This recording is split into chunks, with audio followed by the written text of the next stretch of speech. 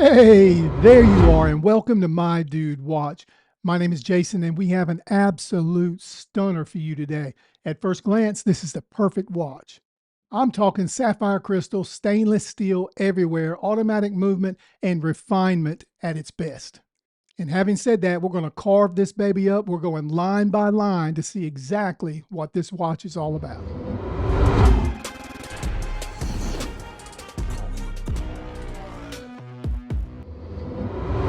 And before we get too in depth with this stunner, let's do a wrist check. And this is the Timex Expedition Scout. This is a really great everyday watch. It's very comfortable to wear, rugged, it's tough. It's really a great beater watch. And today we're reviewing the Audaz Seafarer. This watch is a top microbrand. It's renowned for its excellent finishes and rugged builds. It's available in several different colors and case shapes. Audaz has what I think is a great product. After this review, let me know if you agree. Okay, time's a ticking, so let's go ahead and break this watch down. And let's begin, as we always do, with the tail of the tape. The case diameter measures at 42 millimeters, and that does not include the crown. The case length is 50 millimeters, and she's 14 millimeters in height. The lug width, it's 22 millimeters, and she has a nice sheet of sapphire crystal. She also has a bi-directional internal turning bezel.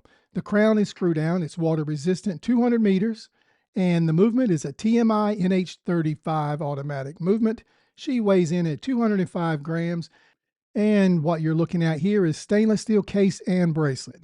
All right, let's begin this comprehensive report, and we'll do so starting with the case. The case of the Seafarer is 14 millimeters thick, but keep in mind that includes the sapphire crystal and the case back. So it's not big and chunky like many other watches. And as we look at this watch case, keep in mind that there's levels when it comes to refinement of a watch. If you look at the finishing here, you can see very clear, crisp, and clean lines in the brushwork. This isn't the normal with many other watches. And there are areas of polish here as well, and this is a good angle to show you those. And now take a look here at the flanks. There are a couple of important things I want to point out. Take note of the high polish at the bottom of the flank just above the edge. And at the bottom of the bezel here, you'll see two areas. You can see the side edging just gleaming in polish. This is refinement at its best. And also from a side view, notice the lug hoods. They curve down aggressively. This is to allow the watch to fit smaller and more comfortable. The watch will almost drape down your wrist.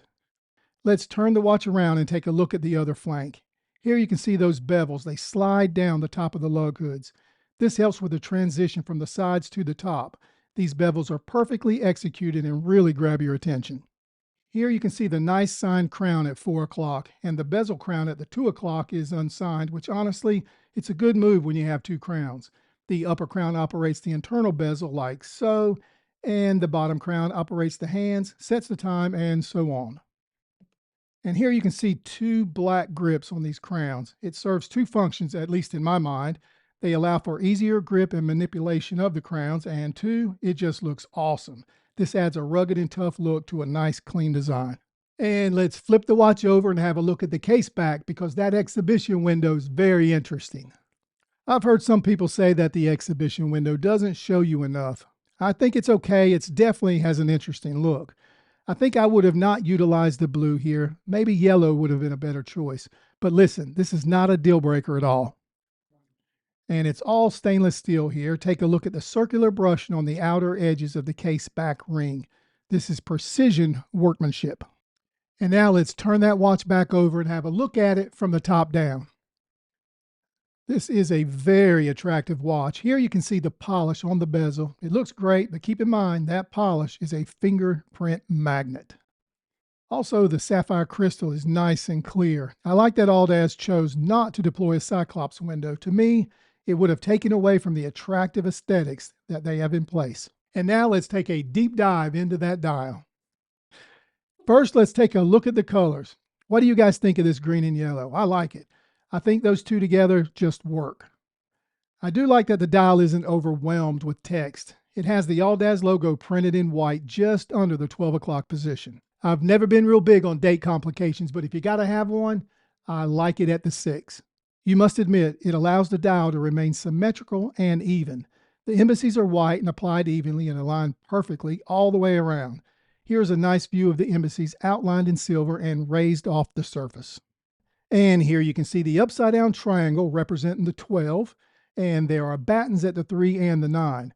And going south on the dial just above the date complication are the simple words automatic and 200 meters. These are printed in white. And just along the outer edges of the dial, you will find a minute marker track.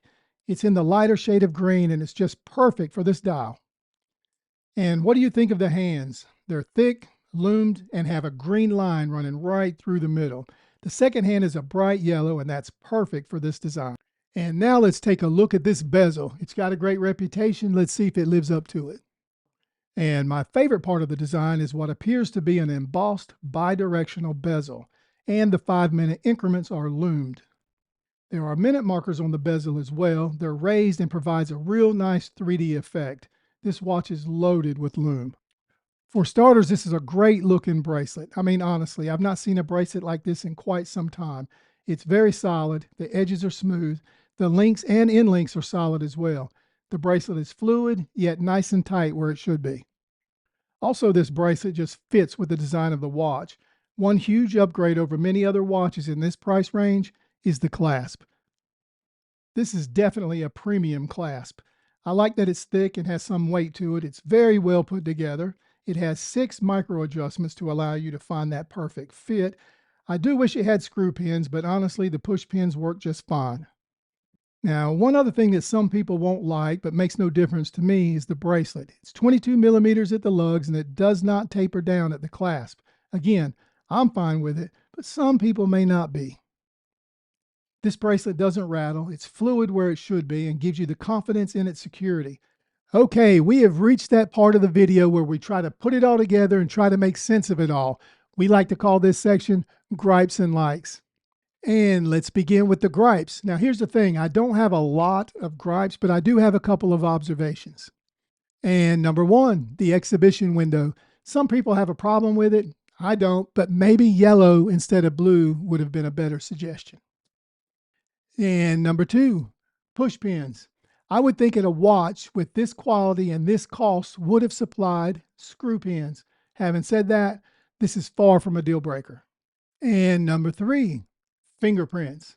I know that polish looks great. I'm not saying I would have changed it, but you're gonna get fingerprints. And now the likes. Where do I even start? There's so much to like about this watch. Number one, the case build. Everything about the construction of this case is incredibly good. I like the way it feels. I like the weight. I like the toughness. It's a rugged, beautiful looking case. And number two, the legibility. That green, that yellow, those thick hands, incredible. It's an easy way to catch the time. And number three, that bracelet. That bracelet is thick, it's solid, it's fluid. It's an incredibly well-rounded, excellent bracelet for that watch. And number four, the loom. Audaz did an incredible job at loading up that dial with loom. Okay, so would you guys recommend this watch? Would we recommend this watch? Oh yeah.